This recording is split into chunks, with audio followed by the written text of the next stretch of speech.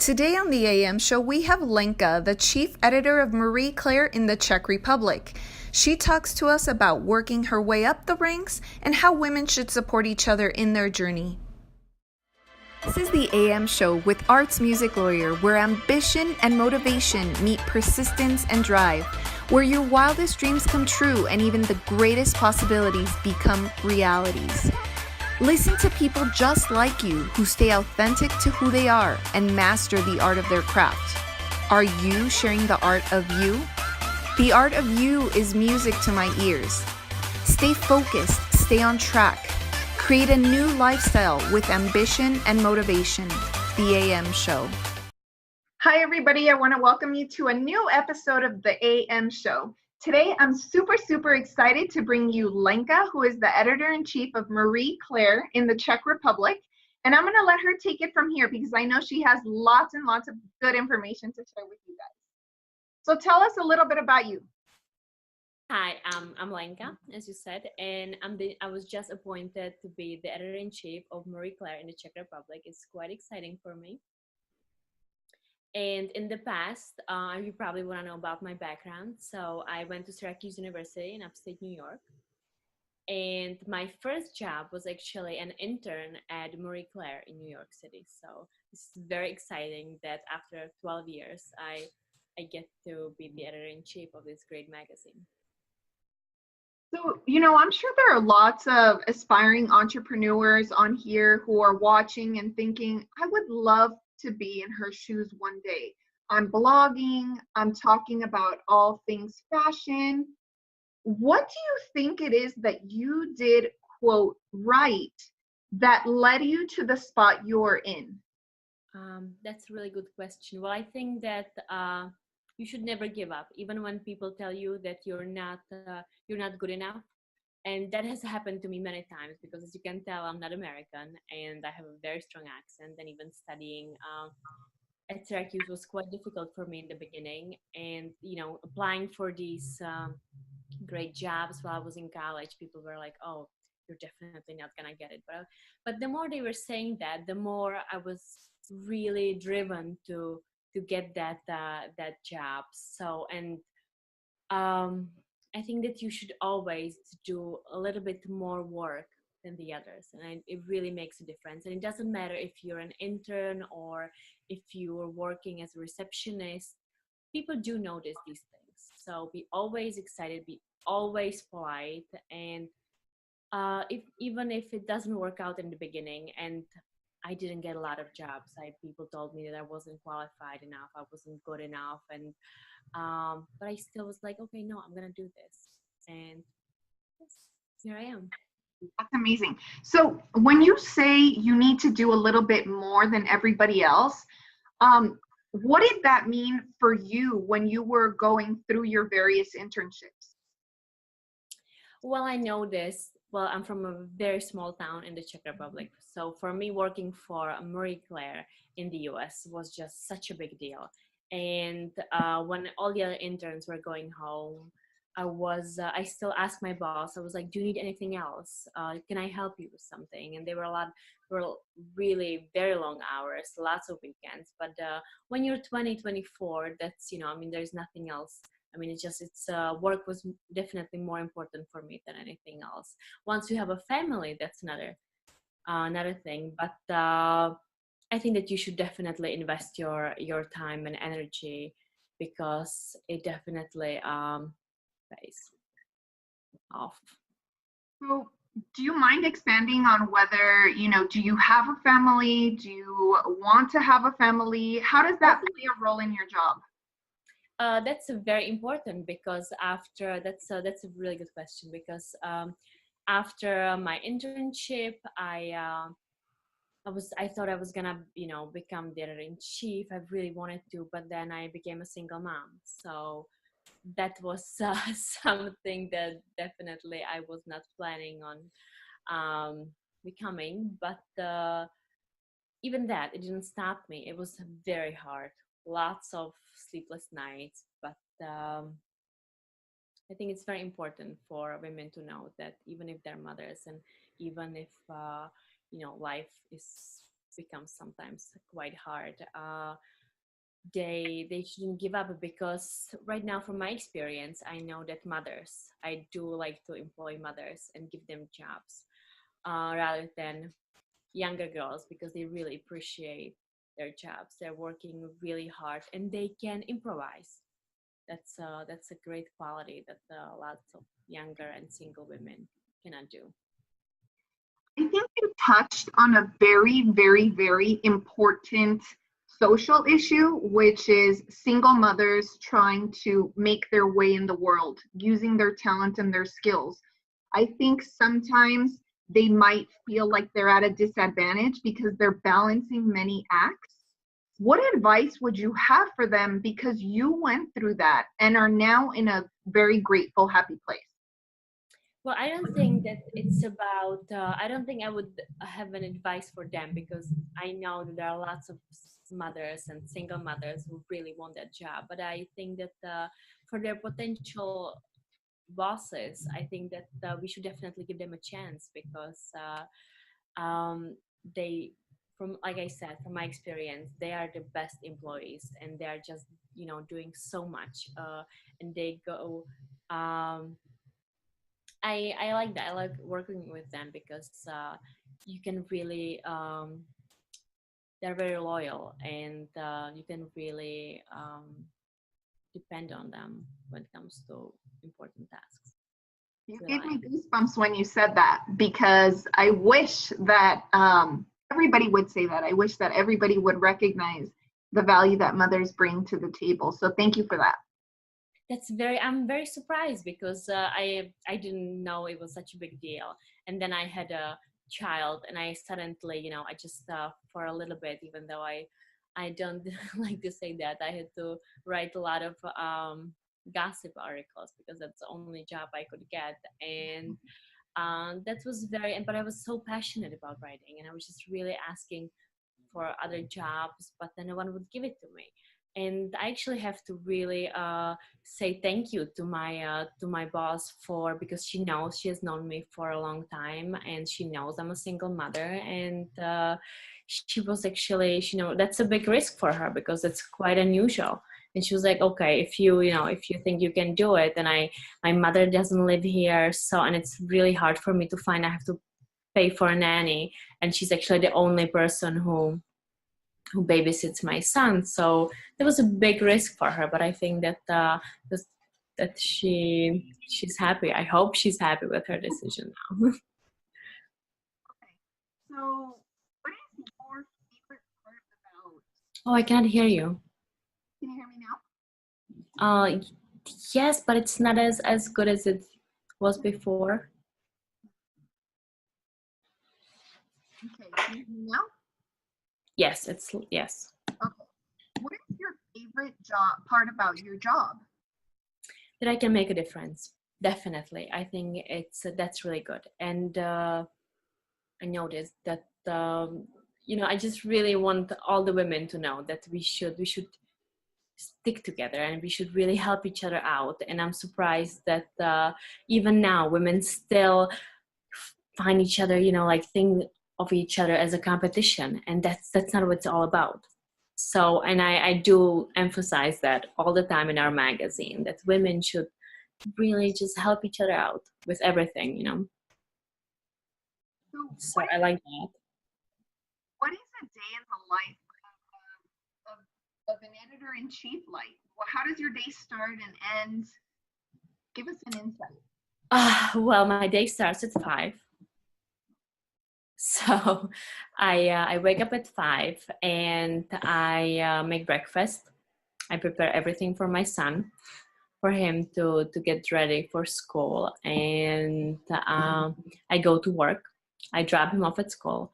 Not right now, but and I'm there until 5, 6. I come back. Want to spend as much time with him as possible. And yes, maybe sometimes we go see a movie, but it's just you always have to. I mean, this job never ends, really. But I really tried at 8 to turn my phone off and just be with him. We read a bedtime story, and it's, yes. But during the day, I do lots of, I mean, except for my meetings and stuff you have to do, you do lots of cool interviews. You go to amazing photo shoots. Today, I went to a press conference where they were introducing new cosmetics by Rihanna, Fenty, and we got all the products to try from the new line. That's really awesome because every cosmetic product that enters our market, I get to use. So that's quite amazing, and I think that my family and all my friends are very happy about that. Lots of press trips. We travel all over the world um, to get to know new products, interviews, photo shoots. So it's quite busy, but it's amazing. I cannot hear you at all right now. I love how you started answering that question by responding about your son. And so it's very clear that your life revolves heavily around your son and being a mom. Yes, yes. Even though I love my job, I really want my son to be happy, and but he gets really excited about my job as well. He loves coming to my office, and even though I am not, I don't think he shouldn't be there. He actually thinks it's his office, and it's really great. When I know that he's happy, I'm happy, and I can be a better employee. Oh, that's awesome. So let's see. How do you choose who writes for the magazine or what actually goes into the magazine? Because I'm sure there are tons of submissions daily. How do you choose?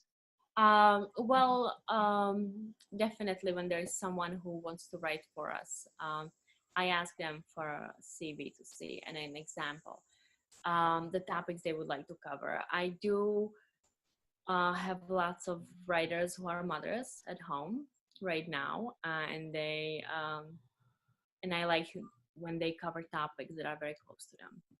For example, we have a writer who talks about social problems, and I think that's what Marie Claire is all about.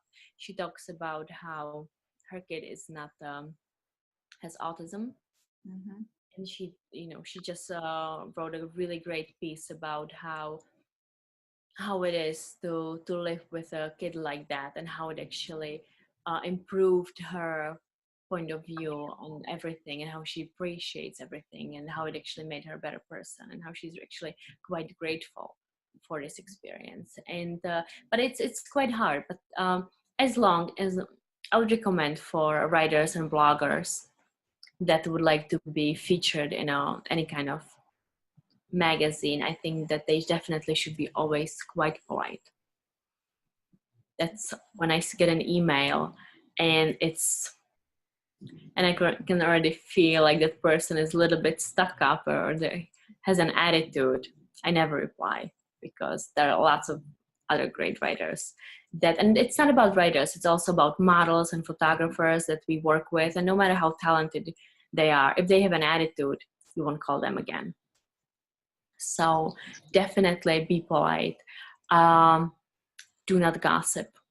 I hate when women do that, because no matter what, it makes you look always really bad. So, and have some kind of, I don't want to say like class, but when you come for a job interview, always dress the best you can. No one wants to, I mean, I know right now there's this look like I don't care, kind of cool, but not when it comes to fashion magazines. You should always make sure that we know that you care enough to dress nicely. Well said. Well said. I agree. So speaking it back a little bit, tell us your story about where you were and the internships that you had prior to landing the one that you have right now. Well, okay, so after my Marie Claire internship, I was an intern at UK. I think I was really lucky, and I think that during my interviews, I really made sure they know that I would go above and beyond to get that job, and I think I did. And then I started In Style magazine in the Czech Republic. And that was also that was a great experience.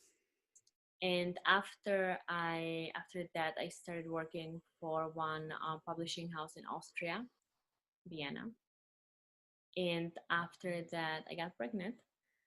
So I was home for 3 months.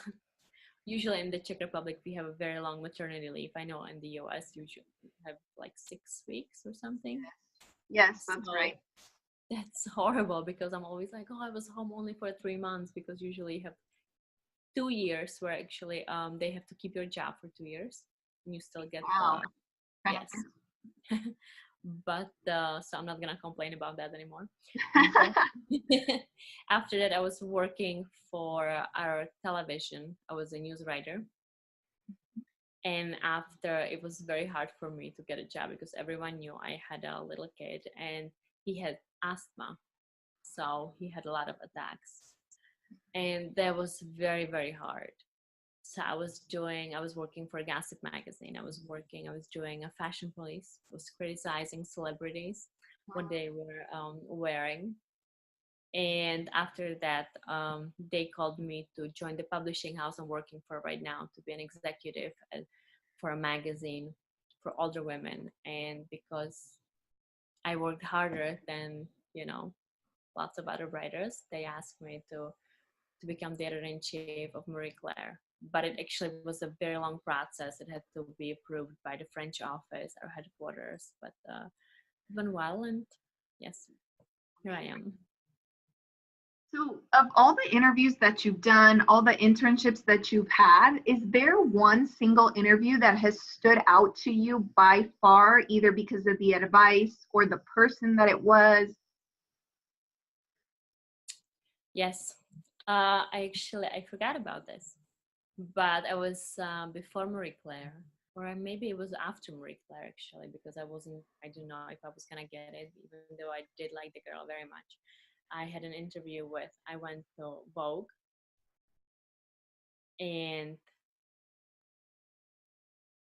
that just, it was horrible because that lady was just so rude. She just looked at me, asked me where I was from, and sent me home. And that was horrible because it just, my confidence immediately just, it was very upsetting because I remember I didn't have a lot of money. I had to fly to New York, and it was during my, and I think there was spring break, and I actually didn't even go because of this interview. Wow. So when they did this, I was heartbroken. It was horrible, but I'm quite grateful for that because I'm pretty sure I wouldn't, with this attitude that was so unnecessary, I wouldn't enjoy that internship anyway. And I was very grateful for Marie Claire. And thanks to this, I think that I treat everyone with respect, no matter if they where they work, if they are the receptionist or the cleaning lady on our floor. It just really, everyone deserves respect, and I would never ever treat anyone like that because that was a horrible experience, very unnecessary. And now when I look back at that experience, I'm just thinking, how many girls would, just like, maybe because, and I remember buying a really expensive dress for that interview that I couldn't afford, and I think I might have returned it after that because I really, yeah. So that was, but I'm grateful for that. Yeah, it was a good experience at that moment for probably for like a year. I didn't think so, but now when I look back at it, You maybe want to say hi to her now. I'm pretty sure she doesn't work there anymore because from from my experience, every year there is one it girl that everyone talks about in this industry, and she goes up to all the parties, but suddenly she becomes super stuck up. And but after a year, you never hear about her again. It happens every single year. There is a new girl. I shouldn't be saying this, but for example, the girl who was the editor in chief of Marie Claire before me, she was there for only for 6 months. And I was actually the CEO of our publishing house asked me to join Marie Claire and to be the editor-in-chief of the online edition of Marie Claire. And she came to our meeting 2 hours late, and I remember buying her something like a homemade lemonade at that place. And she came. She didn't even apologize. She didn't even say hi. She said she's not gonna drink that. She's gonna order her own drink. And that I was like, okay, I'm not gonna be able to work with her. And a month later, the CEO called me and said if she needs to replace her because of her attitude, and offered me her job. So this is something that, yes, I really think it's very important. Even if you don't, I think karma is very important, and you really should treat everyone nicely. Even though if you don't like them, it's just you're not better than them. We should all remember where we came from. Will understand your advice, especially if they're trying to work their way up somewhere, because I think we've all had an experience, similar to what you just described. So that's good advice. Is there anything that you want the viewers to know about Lenka? What should they take away from this interview with you? I think that, like I said, if you want to work in this industry, it's gonna be hard. It's gonna be. I cried so many times. I had lots of really great bosses, and a lot of them were not that great. But all the experiences I'm quite grateful for, and they really should not give up. They should really, like I said, be polite. Don't gossip, be nice to, and work really, really hard. There's nothing important. If you really want to make it, then you should work hard. Okay. Harder than anyone else. Okay. And since this is Arts, Music, Lawyer, Ambition, Motivation podcast, I always have to ask our listeners, what is your favorite song? What gets you out of bed? What wakes you up? What puts you in a good mood? I'm sorry, that's my dog. I like 80s music. I don't like to say that aloud because it's such a joke. But yes, anything that was, I like, well, right now this morning I was listening to Bee Gees Words. Can you sing a little bit for us? Oh my God, no, hold on. No, I cannot do that. I was singing for my boyfriend. What was it? I don't know what it was, but he said that if he knew that I had such a bad voice, he would probably never fall in love with me. That's how bad it is. And I think that yes. So, no, I can't. I'm sorry. Okay. We'll have to just find a clip and play it for the viewers on here. Please do. Thank you so much. No problem, Lenka. It was a pleasure to have you on the AM podcast today. I know that viewers are going to take a lot of useful and valuable advice from everything that you shared, from being a single mother to working your way up the ranks through hard work and diligence. And I appreciate everything you shared. Oh, thank you so much. It was a pleasure. Thank you. So to everyone out there, please tell everyone where they could follow you or where they can get in touch with you if they have any questions. Definitely my Instagram. It's Lenka, LENKA ZAJICOVA. Okay, and we'll put that up here for our viewers as well. So thank you, Lenka, and we wish you nothing but the very best, and thank you for your time today. Perfect. Thank you so much.